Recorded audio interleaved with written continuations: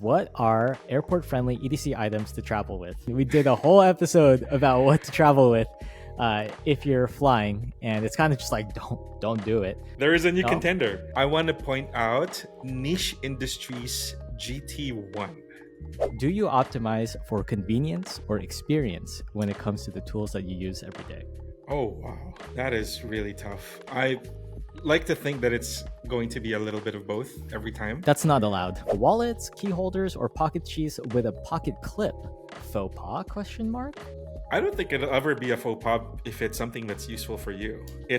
We're long past making fun of pocket protectors now that they're called caddies, right? What's up, everyone? Welcome to Carry the Way, the weekly podcast where we nerd out about all things EDC gear and maybe try to teach you a thing or two while we're at it. I'm Bernard, the founder of everydaycarry.com, and I'm joined by our editor, Mikey. Hey, what's up? New week. So if you're new to the show, welcome. Here we talk about the latest in EDC gear, answer questions from the community, and normally review pocket dump submissions from our viewers. But today, spoiler alert, will be a Q&A session because we got a lot of banger questions today. So if you've listened before, just want to thank you so much for the support. And now is a reminder to give this video a thumbs up to like it and subscribe if you haven't already. It really helps the channel. And yeah, we're trying to get to 1,000 subs. And if we do that, then I'll start giving away some of this gear that I show on the channel. And yeah, so heading into that, I think we'll just do a quick pocket check update maybe. Do you have anything new, Mikey? No, still rocking the same Riot Exo Utility U. It's a utility knife. It's going to be the beater day to day. So yeah. Pretty much not needing to change that anytime soon, and haven't bought anything recently. Just trying to scale back on buying stuff for myself. So round of applause, everybody. This guy has self-control. He just added that to his carry. Being happy with what you have. Oh my gosh, what a concept! Just end the show now. I think it's run its course. We did last episode. Yeah, last series episode. Finale. This is all just like an emotional journey for Mikey's healing, and now he's not buying new stuff I'm just kidding. Me, on the other hand, I'm deeply damaged. So adding to my everyday carry. Some of this I already owned, and I'm adding it to my carry, but it's kind of a sneak peek of what that is. So this is just the Maruman Nemesine memo pad kind of thing, and I can just keep this in a pocket or bag, just have paper. And then this is an around square fountain pen. So I think this is called the King of Flow, and it's just a grade 5 titanium. Oh, nice! You picked it machine fountain pen. I got this with my initial batch of around square stuff, but this has a broad Bach nib on it. Orange. For those uninitiated like me, what does a broad Bach nib indicate? Sorry. Yeah, so I think Bach is a German nib it's a brand, manufacturer. Right? Yeah, and you can kind of like put those nibs into other machined bodies. So for example, my tactile turn Gist, which is like a discontinued fountain pen that they did, I believe it also has a Bach nib. The brand is Bach, BOCK. And then yeah, I got this actually with my initial order of like other around square stuff when we had that interview with Matt. Yeah. Yes. So again, that's one of my favorite interviews. So it's on the old podcast channel. So if you guys haven't seen that, if you're new subscribers, highly recommend that. It's not this kind of format. It's really a deep dive interview about pocket focus tools, manipulatives. Some might call them fidget toys, but I think there's a lot more to that. Anyway, all of this was to lead up to what I alluded to last episode, where I was saying like kind of did some damage and bought something. Well, I'm back on like my fountain pen nerd here we go. Nice arc here. So this is a Sailor Pro Gear Checkmate series Soul of Chess 2024 limited edition North American exclusive. And it has like a little pawn on the finial there. I don't know if you can see it. It's probably not going to focus. But it's like a little pawn. Icon? Like chess the finial pawn? Is like the. Oh, here you can maybe see it like this. But yeah, it's like a chess pawn. Nice. And this is like kind of it's an ivory kind of look, but it's a demonstrator. So the barrel is clear, and you can see there's like a converter in there. That holds the ink, and like I have like blue Sailor ink in there, so you can see that as well. Any Um, particular reason why Sailor is the brand? Are they it's known for any particular Japanese. thing? Okay. I think it's the first Japanese fountain pen company, founded in like Oh, nice. 1911. And then this one has like, normally you'll see fountain pens and they'll have like, so this is, I think this is like some kind of resin, right? Mhm. It's not metal, and then but this section, the grip section, is metal, and that adds some weight to the front of it, Yeah. similar to like how a chess piece is weighted like towards the bottom. So it's like it has kind of that aspect to it to fit with the theme. I don't even play chess. My elo is probably like negative, quite dumb up here. So I don't even play chess, but aesthetically I think this is sick, and I wanted to try Sailor, which is like fountain pen. So anyway, this is like Japanese stationery nerdery. Mm. Um, That whole other don't world recommend it for of EDC. Yeah, stationery. Yeah. yeah, don't recommend it for EDC because it's just hard to maintain this. So it's not optimized for that. But it leads into the Q&A section, and I Mm. will leave it there with that, and then we'll talk about my surprise question to you Okay. based off this. But before we get into the Q&A, which is the rest of the episode basically, let's do an ad read, because Carried Away is brought to you by our parent company, Ridge, and they're doing a massive sweepstakes this year, and the winner can get either a gold-plated Cybertruck, a Hennessy Velociraptor, or $100,000 cash. You can enter for free, but if you do buy gear from Ridge, every dollar spent is one entry to the sweepstakes. You can get 4 times the amount of entries if you purchase this year's sweepstakes exclusives, like the Cyber Ridge wallet and keycase kit made with a sick brush stainless steel finish, or the Hennessy kit made from matte forged carbon with their Hennessy blue stripe and logo. You can enter to win and learn more about it using our link in the description. That's ridge.com/carrytheway. And you can use the code carrytheway for 10% off your order, and it supports the podcast and everydaycarry.com. So let us know in the comments which prize you'd pick, the Cybertruck, Velociraptor, or $100,000 cash. Nice. So thank you to Ridge for sponsoring this operation. Okay, so I Keeping the just lights talked on. about, yeah, exactly. I just talked about this fountain pen. I kind of like nerded out about the specs. I didn't Mm. even talk about how the nib is 21 karat gold, by the way, and it has Ooh. Sailor's like legendary feedback, which lets you feel the paper that you're writing on, and it's like a smooth. It's the smoothness of a fountain pen, but the feedback and tactile experience kind of like a nice pencil. So anyway, the question I wanted to ask you, Mikey, is Mhm. do you optimize for convenience or experience when it comes to the tools that you use every day? Oh, wow. That is really tough. I like to think that it's going to be a little bit of both every time. That's not allowed. No, I'm just kidding. Convenience, or sorry, what was it? It was convenience or Experience. experience. Mm. Generally now I have all of the stuff for convenience, so I'm gonna go with experience because the Mm. convenience Okay. I've already covered, like bases covered all across the board, but I haven't experienced everything. Probably never will. So keeping Yeah. an open mind, trying new things, and experiencing as much as I can just elevates the experience of everything else. Like, That's really yeah. interesting, though, because now I'm thinking of a follow up question to that. When Mm, I posed this question, I was thinking more just like, do you want the best experience possible? I don't even know what that means. Versus like, do you want the thing done as quickly and as easily as possible? And that's kind of fairly simple, right? But mm, what was striking to me in your response is that you were talking about, will I experience everything? No, but I want to experience as many things as possible. And mm. that's not where my mind was going at all. Because when I think about this fountain pen, it's definitely not convenient. In fact, it's inconvenient, Mm, impractical, expensive, kind of annoying. But it gives me an experience, a singular writing experience that is unique to the ones that I have from other pens and other paper and stuff like that. But I was thinking I could just push the limits of what the best single experience is. But then yes. you're talking about having more experiences, and that is a dangerous path, because I Here, was just thinking about it and it was like, if I can just learn to love this single experience, then like where else can I go? Because this is like for many people end game. yeah. Here's the thing, though. The my favorite quote of myself in our Discord is, so the story of any EDC. What I always say is Mm-hmm. exactly what you need, cheap, Mm-hmm. and easily available, and then you pick two. And Okay. that's the problem. There is no one thing that's going to give you the complete experience or exactly what you need. You're always going to have to compromise somewhere.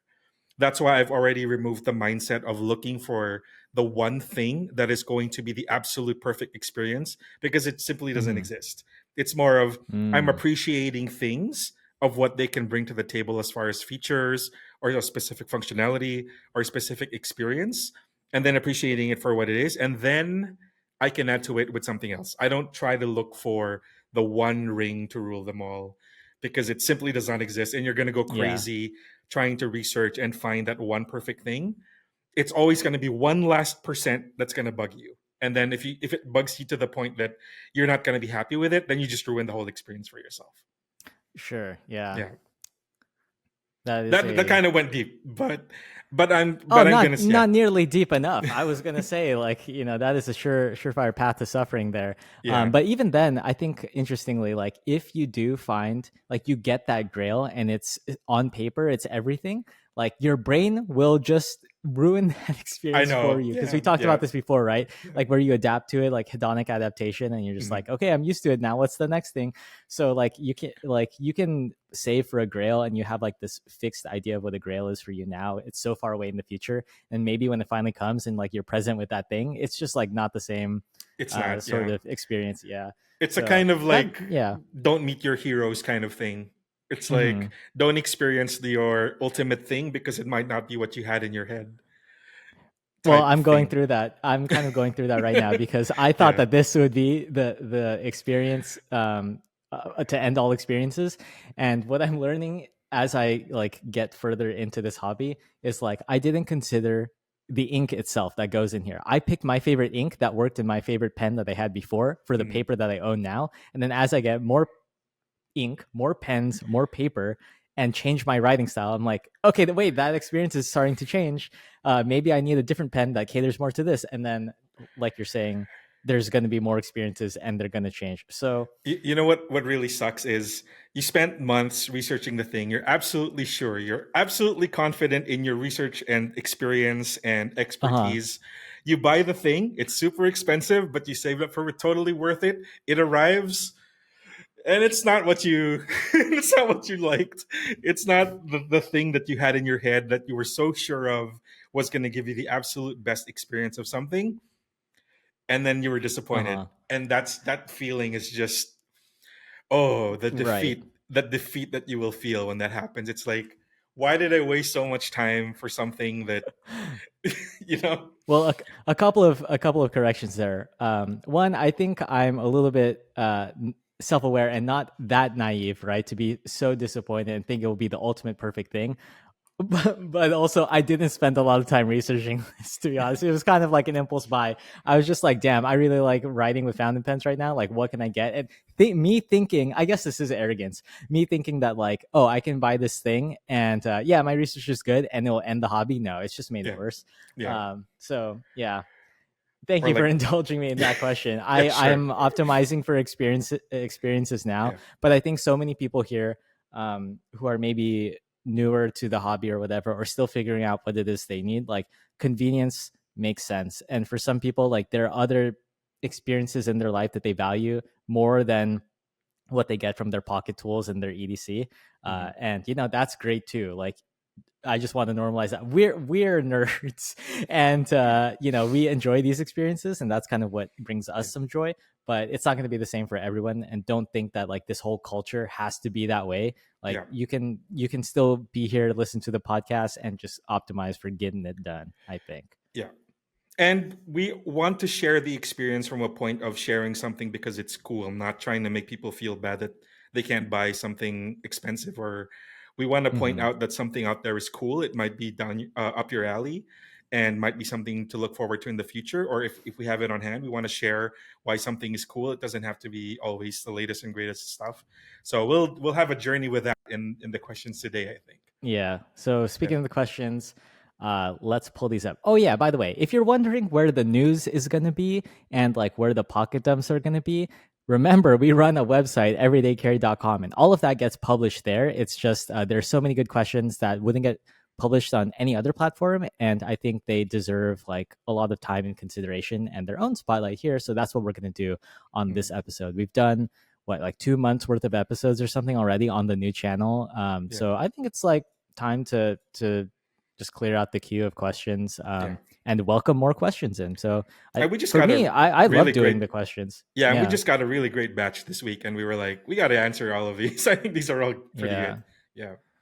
So let's open up some questions here. We'll start with a question from the last batch that we didn't get to in the last episode, but Nico Panda Coco, that sounds yummy, asks pocket layouts where you store your EDC items. And I think what this is asking is just like generally when you load up your pockets for the day, where do the items go and I see. why? I see. I've given like a quick example of this in previous episodes where I talk about handedness and load distribution, right?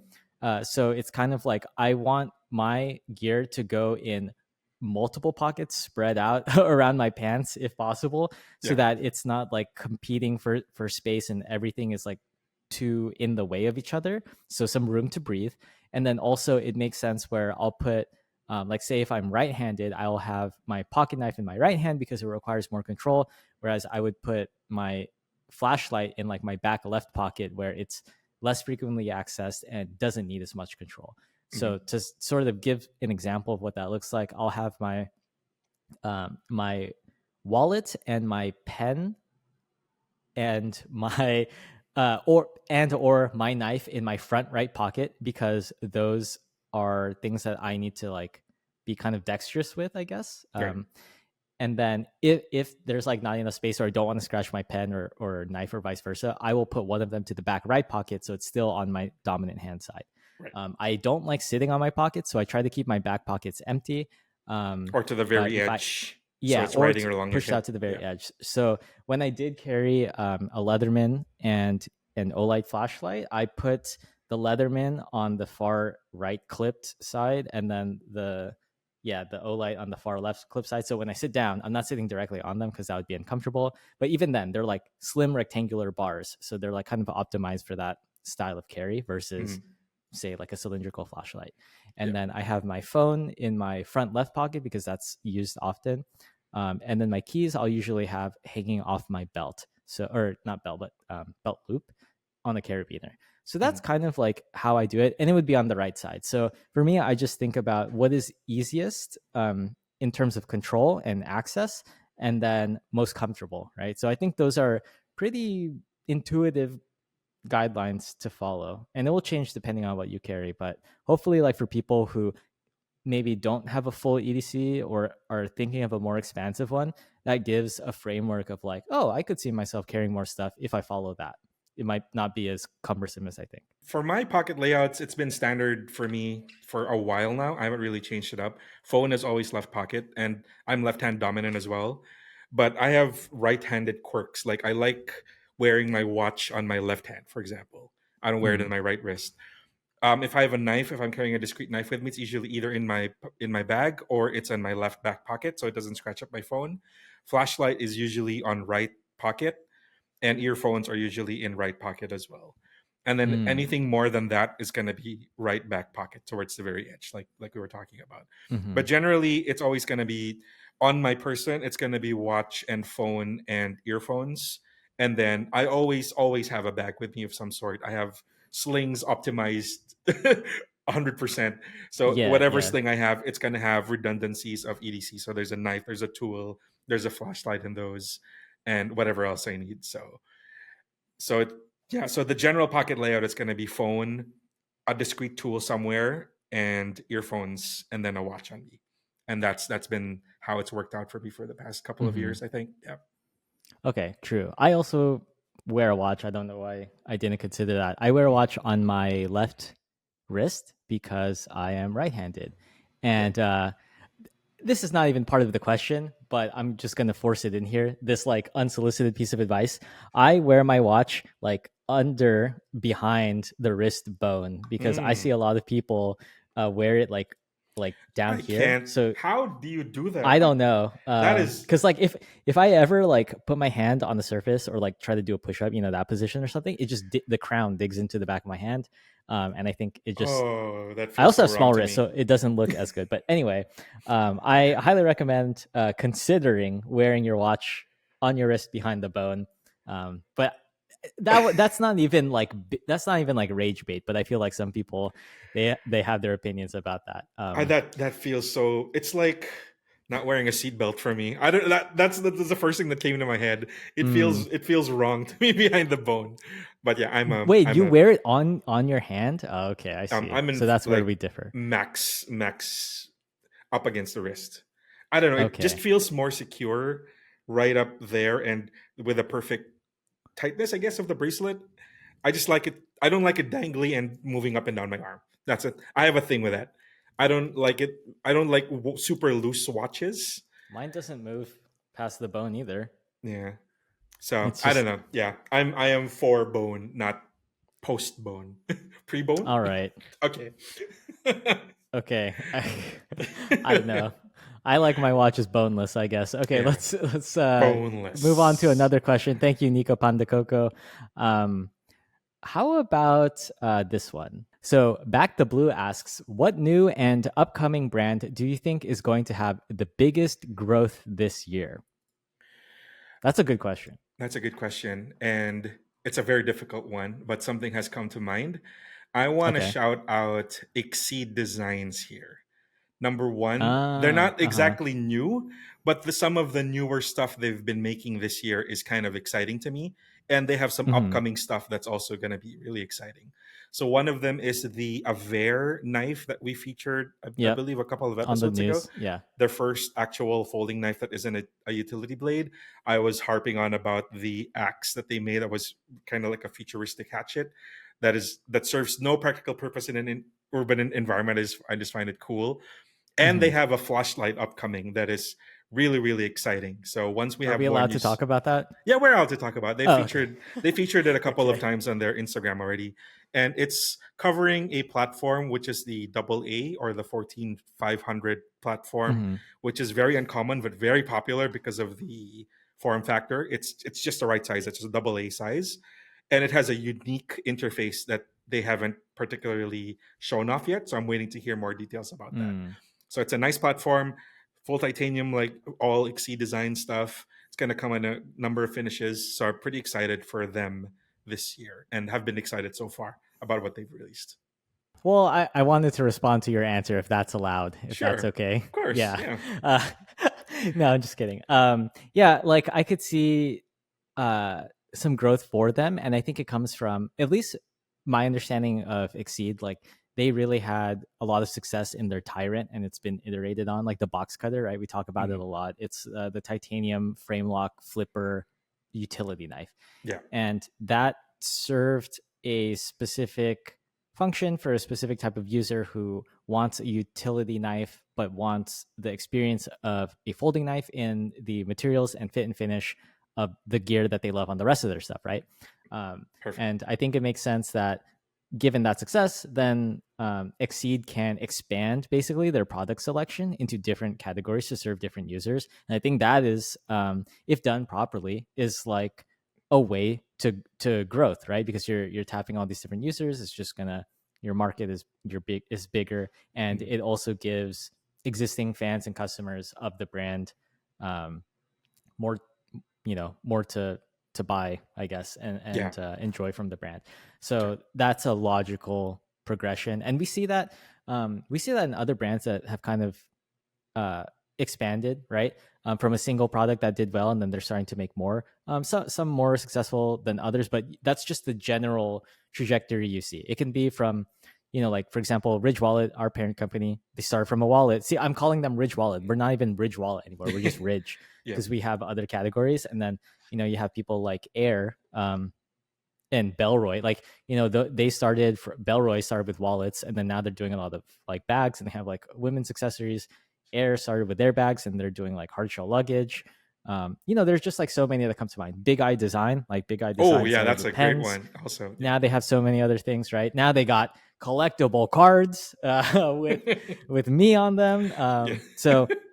So yeah, anytime I see brands that are known for one product start to make other products that are just as impressive in the same design language, that is exciting and I think indicative of a brighter future.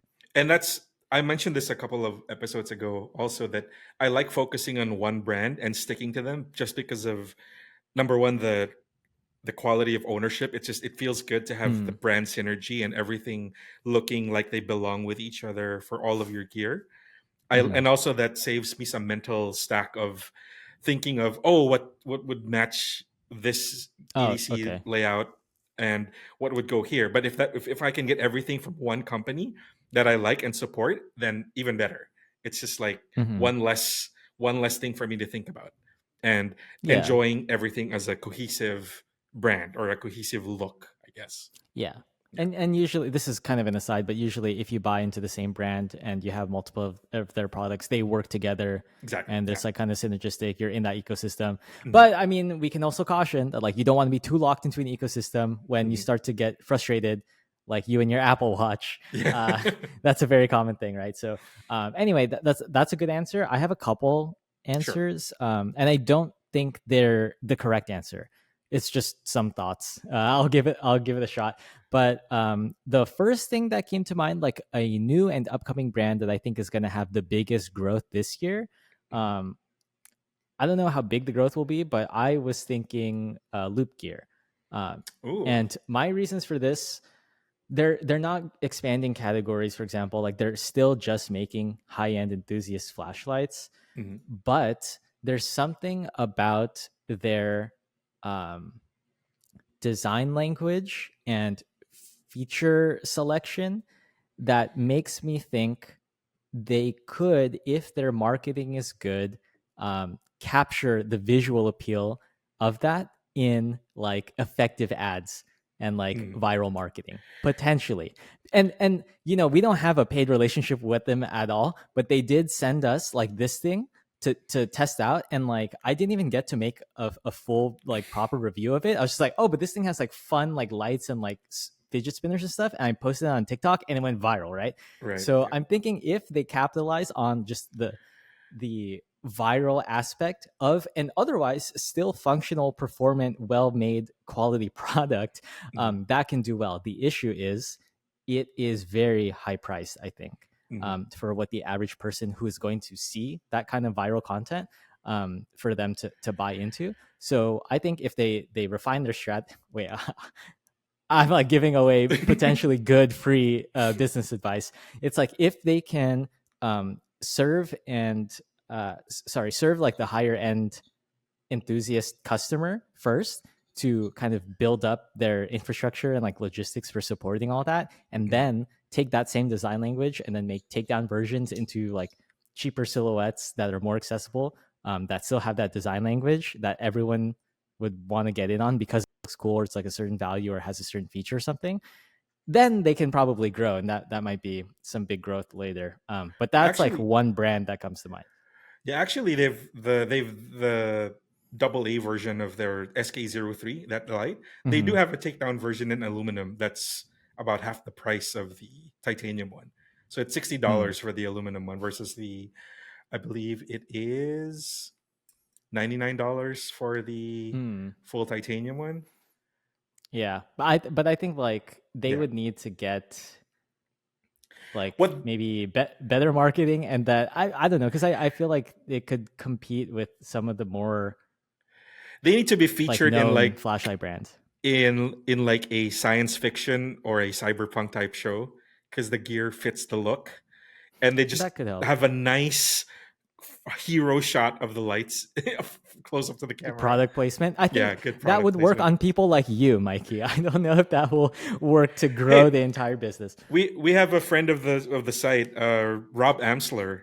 One of his knives got featured in Mm. Cyberpunk, and he told me himself via email. I was Oh yeah. interviewing him a little bit. He said that that Uh-huh. one knife is funding his entire operation just because of the That is exposure he got. fire. Yeah, and it Hell didn't even yeah. get like a full hero shot from the movie, Uh-huh. but the fact that people know that it was his knife and he was able to capitalize on that one product Uh-huh. placement, it just made the bucks for him. basically. True. So And like, yeah, props to Amsler for having like sick, unique, visually striking design true. language, which Yeah, I guess is what I'm trying to say with exactly. Loop Gear here. Yeah, exactly. Some other answers though, I was thinking was, or things that I'm also excited for the growth of potentially. Hmm. Um, we're Since this question is like new and upcoming and the biggest growth, it's hard to beat like just purely incremental growth of like something that started from zero, right? So lots of creators are making their own knives now, right? Mm. They're coming up with their own products. I don't think we're there like that. I mean, I have made okay, that doesn't have to do with the answer, but there's a brand that's been around for like maybe as long as us. Um, Urban EDC Supply. They changed their name to just Urban EDC, and they're changing their business model and what they're doing to adapt to the times now. And I think that's exciting. Mm. And they're like enabling other brands or other creators that like want to make physical products. They're developing community, and it's just a just how they're adapting to the current landscape. So I feel like that could be successful, that kind of pivot, and maybe they'll grow. So if you're more on like the enthusiast end, I think you would enjoy Urban EDC I've always as felt the brand. poor browsing their site because they have so much nice stuff and even their Yeah. own in-house knives that are really, really nice. I'm just, oh, I gotta save up for this, but it's a little out of my price range. But yeah, I Yeah. really love their stuff. I love their whole website. I love the look that they cultivate, the way they curate their products, the way they collaborate with other makers as well. I like all Mhm. of it. I'm just priced out of it. I think it's really good Yeah. stuff. Yeah. Yeah. So maybe it won't grow like to the masses, but maybe Mhm. within that like small pocket, it'll grow and they'll gain some traction. But Yeah. I just want to see more EDC brands succeed if possible. So Yeah. Absolutely. I'm curious, like if we're probably totally missing like some next latest and greatest thing, and Yeah. we need to hear from Let the us people. know. So Let yeah, us let know. us know. Cool. So thank you for that question. Now we'll jump to the next set of questions. What do you want to do here? Another Let question it. from Nico Pandacoco. This one is from this week. The other one was backlog from a previous episode. So very quickly, recommend modern traditional knives that have locks and won't break the bank. Do you have an answer, Mikey? Yes, I had to look some of these up, but the classics, you can't go wrong with Schrade old timers. That's probably one of the more common ones you'll come across. It's gonna be a lockback though. Traditionally, traditional knives come with lockbacks, if not slip joints. So Schrade old timers Okay. is probably in the lower range of the budget as well. But yeah, Schrade old timers one. The all-time classic Buck 110 or 112, but those are kind of large. But they Uh are, huh. I would say they were still within the budget range. They're just large and heavy, and you need to know what you're getting into if you're getting like a 110. Yeah. It's a big chunk of brass and wood, The and 112 is more manageable, 3 inch. yeah, so it's a big heavy Yeah. blade. So just know what you're expecting. But my real recommendation is Case WR XX. They have a big line of simple lockbacks in a number of colors, which are also quite affordable. And they will come in lockbacks. Yeah, so Case has yeah, there you go. It comes in a bunch of colors. It's under Mm-hmm. $80. Standard clip point traditional with a steel bolsters and a lockback. So a little still a bit on the, I mean, it's in the upper edge of budget. It's at about $70. But yeah, Case has been around For this what, particular example, yeah, yeah, Kiss has been around. So I would say that these are more in the traditional, not modern traditional. traditional, Yeah. right? So my answers actually are boom. I think the Bowie Boom. Pyrite, right? Because this is $50 and it's like the buck knife we just talked Fair. about, right? Fair. And it has like the I like it. bolster look, but it's a button lock. And do I have I one on my totally desk? missed No. the modern traditional.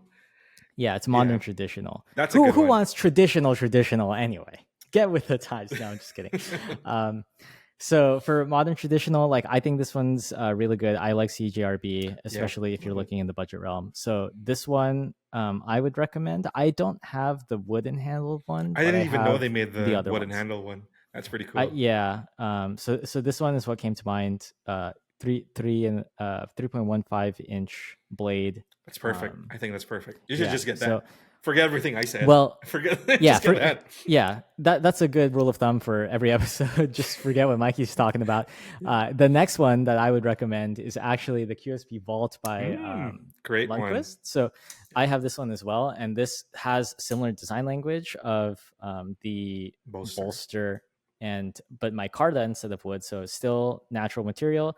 And then this one has kind of like a crossbar lock instead of the button lock. So the crossbar lock with the dual thumb stud is, I think, still a modern, expression of a knife.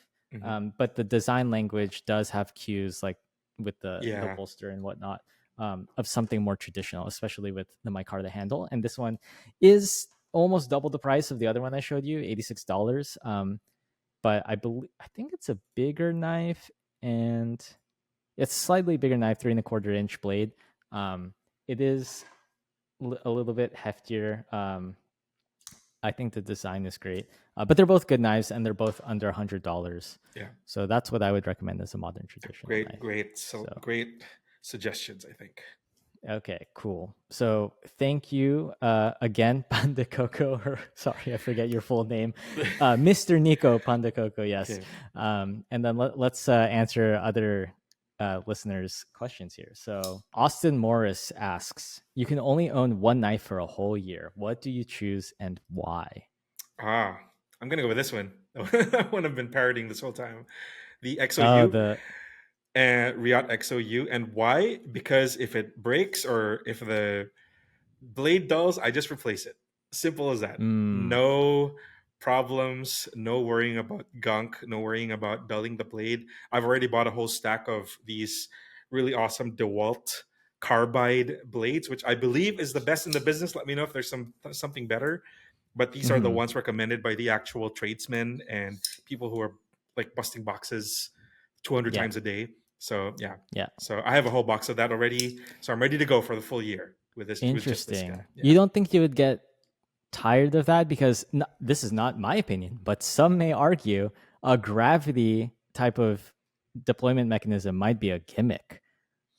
No, I've been Okay, using it every day enough for the said. past 2 weeks. I think Okay. it's fun. Yeah. Okay. So my answer to this, I can't show yet, but I did have a couple other answers, and one of them is, dude, I don't even know what this is. This is a zero tolerance Syncovic design. Oh, Wow. 0760. Classic. Yeah. So I've had this like forever, which is why I feel like this can be the one that I own for a year and just not get bored of, because I think what I was thinking with this is like versatility and just an understated effective design that I won't get tired of, or it won't be too much of one thing for any use case, right? You know, I never figured you for a large knife guy. I've always. This is not that it's long, but it's not that large because it's slender. And then especially if most of the time it's closed, right? Like this is not really taking up much space. It doesn't feel like a big knife. Yeah, I So that's mean, why. compared to stuff like you've carried before, like the Leaf Storm or some of your Mhm. smaller knives, I would not expect you to choose that out of a lineup or the PM2. I would always expect you to gravitate towards like a PM3 or like the Pachi from Spyderco, not like Well, a it's full size Sinkovich that's 3.5 inches and and everything. Well, it's great that you bring that up, because to our point earlier, there's no one experience that will kill all Yes, other experiences, right? true, And true. things change, tastes change, new Yeah, products come out, great products get discontinued. true. So there's something to be said there. The time frame of this is, remember, constrained to only 1 year. Hmm. So I think I can get by with this. But one thing I thought is like, this is not my favorite deployment or lock type Hmm. in terms of fidget factor, or just the actual operation of it. It doesn't even have to be fidgeting, just the actual operation. Hmm. And then I'm thinking, like, if this is going to be the one thing that I'm with and I have to use it every day for an entire year, shouldn't there be some aspect of like enjoyment there, kind of like even a selfish one where it's like not entirely necessary? So that's Uh-huh, why I'm uh-huh. thinking maybe the yeah, exactly. That's why I'm thinking maybe the Kaiser Veritas, yeah, Kaiser Veritas. Just because my favorite is a reverse flick, which is what you can do with this uh, Definitely. thumb hole. So there's that. But again, it's frame lock. So I do have another knife in my pocket that I've been using that's smaller than both of these, But you that can't talk is about it. reverse flickable. And yeah, and it is not a frame lock. So it is a little bit easier to handle. Yeah, and it's just smaller, but I can't talk about it yet. Frustratingly, I've been wanting to talk about this and I just can't. We've So we've dropped some hints in this episode, so you yeah, could probably gather what we're trying to talk about. But yeah, yeah. So soon, hopefully by next episode, soon. yeah, and like again with these two knives and the knife that I'm talking about, you can sharpen them. They're made of titanium. You know, Mm, it's like I think it'll last the year, and I won't get tired of it, and it kind of fits with my sensibilities. So that's what I would say. The one in my pocket is smaller than those two, though. mhm. To your point about being surprised, yeah, Yeah, cool, great picks. yeah. So that's a good question. I really like these questions where it's like kind of makes you think about your EDC, right? Right, Like that, that's a that's good way of putting it. because if we're not out there using it or posting it on the internet, at least we're thinking about it. Yeah. Yeah. Okay. So here, oh, how about this one? I don't think this person has asked a question before, so I would like to get to them. So Trupcio asks, you have a lot of equipment. Show your EDC stuff that has sentimental value to Oh you. boy, there is This a was one of the lot. first episodes we've done, I think, like very early on when this was honestly fairly scuffed of a show. But we did talk about some stuff. Mm. And the funny thing is, for me, like my sentimental EDC stuff, apparently it's not sentimental enough because I can't find it. Like I don't even know where it is or it's not here. And I tried to look for it. It's like, of course I kept it. It's sentimental to me. And when I look for it, I can't find it. So I don't have the best examples on hand. I got some good ones that I can probably Okay, if you speed have run some through. to show everybody on the Yeah. screen, let's do that first. So So I'm they're taking not just this. staring at my face. I talked about this in one of our earliest episodes, but this is the Seiko Monster. This Mm-hmm. is not this monster specifically, but this exact model is the first watch I bought with my own money, and Mm, yeah. it basically got me to fall in love with watches as a whole because it was my first automatic. It was my first Seiko. It was the first watch I bought with my own money. It also got me to the whole nerding out about specific watch functions like Loom at the time. This was the Loom Mm-hmm. Monster also, probably still is to this At the day. time, still is. Yeah, Yeah. the thing is insane. And years later, I tracked down a couple of them so that I have one for the next 20 years, since this is a 24-year-old watch at this point. Mm-hmm. I got this relatively rare made in Japan one. So that's one. Um, I have a sentimental flashlight that I'm going to show next. This is the Sunwayman V10R Ti Plus, which does I not exist haven't heard that anymore. name in years. Yeah. Right? They've been out of the discussion of flashlights, or they've been dissolved as a company since 2014, I believe, was their last flashlight. Mm-hmm. But Yeah. this was my first titanium flashlight. This was my first expensive one. And this was my Mm-hmm. first rotary one. So if you don't know what a rotary Oh, flashlight yeah. is, it has this magnetic ring here towards the top. And then you just twist it and it controls the brightness. So there's an infinite number of levels. And it's as simple as it can be. You just press the button to turn it on, and then you control how much light that you need.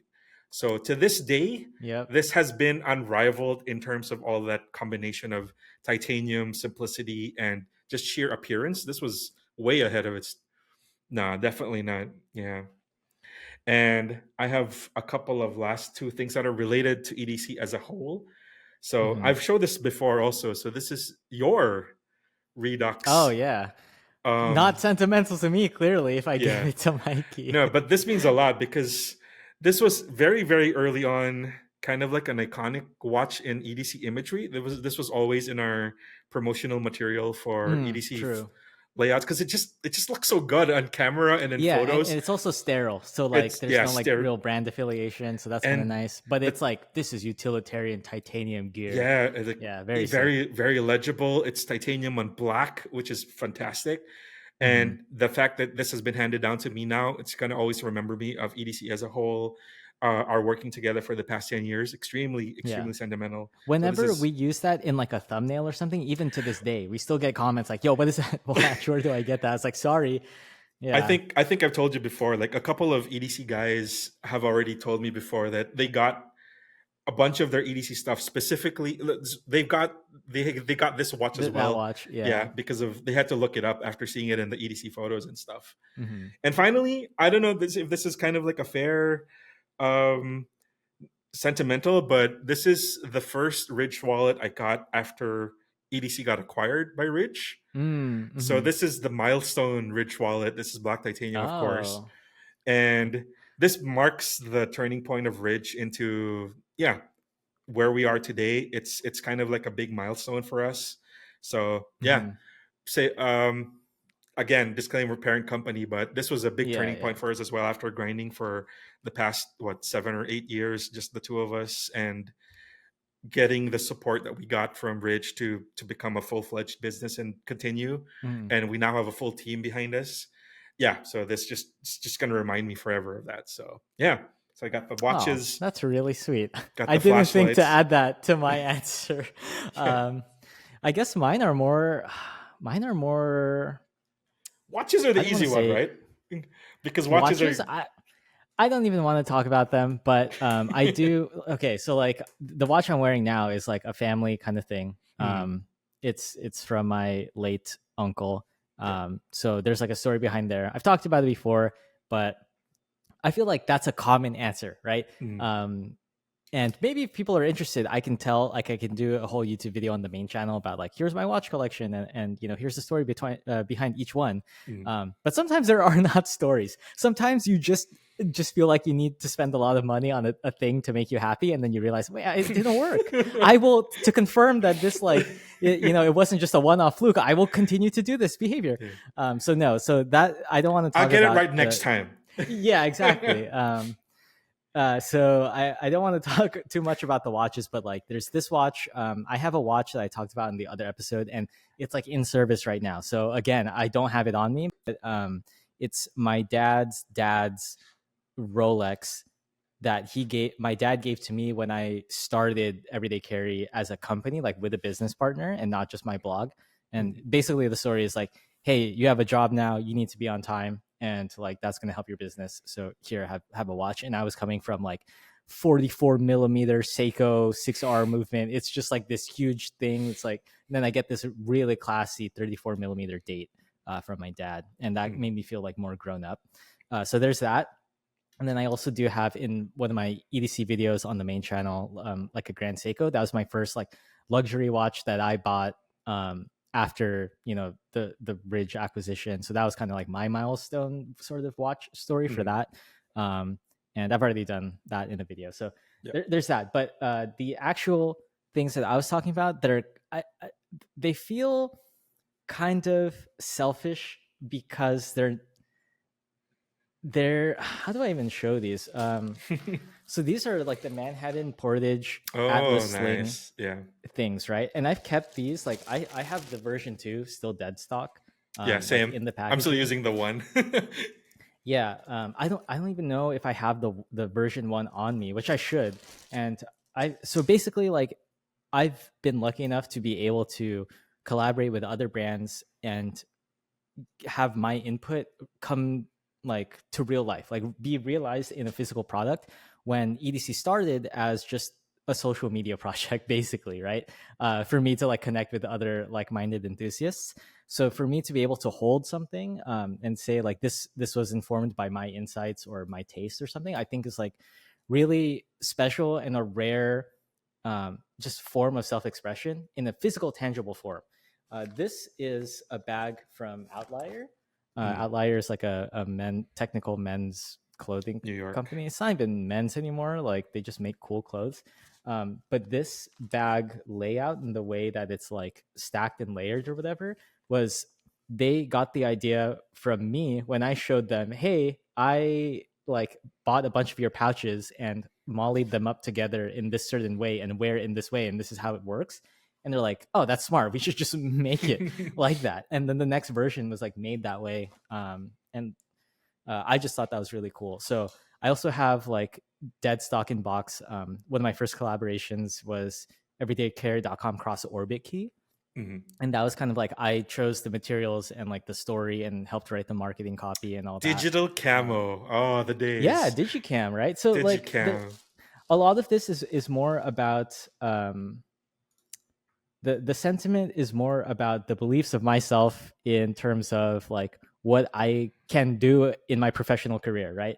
Because it's easy to remember, like you can even find videos of me from like college dorm room Bernard just like yapping about flashlights with a piece of paper in front of him and like making those reviews into getting to where we can have a podcast with like a couple hundred people tuning in every week, and then we're talking about this stuff and they're actually interested. That means a lot to me. So that's where that sentimental value comes from. Yeah. Cool. I hope that wasn't we too got mushy. Yeah. we got sappy and yappy. That's cool. Yeah, there we go. Let's see. We got let's do a lighter question here Yeah. from Yeet PC. In the era of MagnaCut everything, do you think other steels get overlooked? So this is a very knife enthusiast Mm, question, because some people might be like, what is any of that? yeah. First of all, do you think that this is the era of MagnaCut everything? Do you think MagnaCut has reached that saturation point where it's used everywhere? I I don't think don't so. think so. No. Yeah. Just to answer this, it's good that MagnaCut is everywhere now. And if just a little background for everybody else, MagnaCut hits those three pillars of edge retention, corrosion resistance, and toughness. Sorry, four pillars, and ease Mm-hmm. of sharpening, and does all of them very, very, very, very well to the top 90th percentile of every other knife seal out there. But it's still a jack of all trades. It's still not the absolute best in each of those steel properties of a knife. So there is always going to be a place for something that is completely rust resistant, like Mm-hmm. LC200N or Vanex Super Clean, or something extremely, extremely tough like 420 steel or CPM 3V, which you will find on outdoor knives. Mm-hmm. And if you want something that's much easier to sharpen, S30V, the more budget stuff, would still Yeah. be more appealing for the working tradesmen who really put their knives through a lot of abuse and need that ease of sharpening to make their lives easier in general. If they're going to have to sharpen MagnaCut every single time, it's going to be a hassle, right? So it's not doing the Mm-hmm. best possible job in each of the possible categories. So I think there's Mm-hmm. always going to be room for the pinnacles of each knife property, I think. But it's great that there's one steel out there that hits the best qualities of them in a very sufficient way, I think. Yeah. Here's me not knowing anything about Mhm. metallurgy or whatever this is even considered, Sure. but I feel like in enough time there will be the successor to MagnaCut, Mm. and then everyone will be like, "Oh, this thing uses MagnaCut, bro." Yeah, Right? I feel like that's just gonna happen. we were just Yeah. talking about, remember when S30V was a premium steel and now Yeah. I still. it just got Yeah. overshadowed by literally everything else in the past 10 years. But at the time, Mm-hmm. it was still fantastic. It has excellent edge retention. It's super easy to sharpen. And yeah, it had a lot of things going for it. It just got better stuff just came out. It's just the nature of Yeah. Moore's Law. Could Moore's Law right? No, not Moore's Law. That's for computing. I. No. Yeah. I don't think it's that. Yeah. But yeah, So. the progress and the discovery and finding out new elements and how things work and people nerding out about steel well into the Mhm. future is always going to produce bigger and better and better performing stuff. So Magna Cut is the flavor of the month, year, era. But Mhm. I've yeah, like you said, no doubt that it's going to be supplanted eventually by something Right. better. Yeah. So I guess the second part of the question is, do you think other skills get overlooked? And then I think to your point, it's like the ones that can outperform MagnaCut in one particular area, but not necessarily all three at the same time on average. Mhm. Like those might be overlooked, is what you're saying. Yeah. Yeah. Okay. Yeah. I don't really have any strong opinion towards this to give an answer. I think more generally, like I would say just because a blade doesn't have MagnaCut as its steel doesn't mean you should write it off, right? Because a lot of, like we're saying, budget steels now are probably better than like top of the line steels a couple years ago. Things will just change, and but even then, the knife as a tool has been around like for so long, and it's still got the job done, right? It's not like our tasks are getting more and more technologically complex that require this like super steel, right? Mm, So we can get by with it. So I think it's just it kind of reminds me of like say flagship smartphones. It's like you can get an iPhone 16 Pro Max or whatever, or like iPhone SE from whatever, 10 years ago or something. It's mm. like it's still like an insanely powerful computer in your hand, Right. right? Yeah, but you're just going to compare to like the current standard, and the current standard is often sort of manufactured in terms of like what marketing says and what people, social status and whatever. So Yeah. I'm not saying that that happens with knives because they're not like as ubiquitous as smartphones, but Yeah. yes, just because it's not MagnaCut doesn't mean you should look down on stuff. So hopefully with that in mind, people don't overlook other steels as much. Yeah. And part of the fun is Okay. discovering maybe some other steel works better for you. Like I Hmm. was mentioning, the rust proof stuff. If you're always around the water or you hit the beach often, you want a knife that's completely rust proof. Then maybe it's time to Yeah, look. get the super Don't clean. overlook the stuff that are purpose built to handle the kind of Yeah. situation. Yeah. This next question is from raw_ja, who says, "What are airport friendly EDC items to travel with?" Again, we did a whole episode about what to travel with if you're flying, and it's kind of just like don't do it. Um, But but yeah, there is we've a done some. contender. There is a new Oh, contender. oh, Somebody got introduced to us maybe about a month ago. I want to point out Niche Industries GT1. Let me. oh yes, Yes, yes. they reached They out hit to our us to promote inbox. it. Yeah, Yeah. that's right. One of the main photos on the Kickstarter is him taking it on the plane. So Hmm. there is already some There it there we go. is. There it Yeah. is. It's right on the plane. So it does not have any exact sharp edges. It has kind of like a scraper tool or a pry edge, a couple of them, Mm-hmm. but mainly it's a kind of a fancy hex bit driver that has wire strippers and stuff included on it. And it's just such an interesting tool. And he's already proven that you can take it on the plane, the crater, I mean. Yeah. And Mm-hmm. it's a nice like chunk of titanium that's pretty interesting and that's a pretty nice design.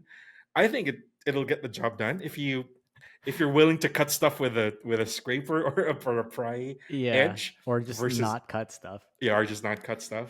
But Yeah. this is the first one that's come in such a long time that could actually be a contender for something you could take on a plane.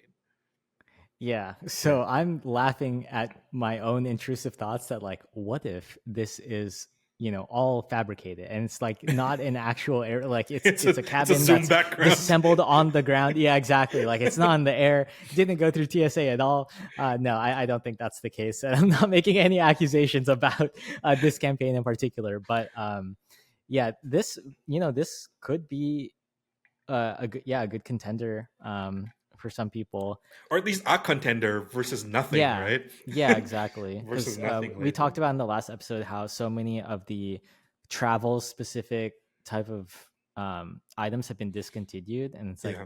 why people are flying again? One thing I will say is looking at this, like this picture in particular, like I was just like, oh, this looks like a fountain pen nib. So I need to the seek some help. the Yeah. beefiest fountain pen nib in Uh huh. existence for a Yeah. giant It's ass pen. some crazy flex right there. Yeah. So anyway, so that's one option. Are there any other airport friendly EDC items that you recommend? Uh, the only allowable thing based on our research last time, right? And Hmm. again, it's still your mileage may vary. Hmm. The a small sewing kit is probably the best recommendation I can make because that's going to fulfill your tiny scissors that are under 4 inches, Hmm. and it's Hmm. in a completely harmless package. It's got a needle and thread and a small pair of scissors, and I believe that is harmless enough that you can explain your way through most airport security. Okay. and still have something you can cut with wherever. And it's like a Okay. sewing kit. I think that Okay. would be my safest, absolute safest answer. And if you lose it or if they take it away, it's just a sewing kit you can get from a hotel giveaway, right? So it's Right. replaceable still. Yeah. So I don't have like a specific flying type of intended use case sort of thing, but something that is EDC that if you're looking for an excuse to get one, here's another reason you can, it's like useful for flying. And that would just be like a front crossbody small sling bag, right? Just because I've been on some flights where it's like, I don't have a storage in the front, especially if you get like exit row or something, you like luck out and like, Yeah. there, but you have leg room, but now there's nothing where you can like stick your stuff in. Yeah. It's useful to just have an extra pocket there.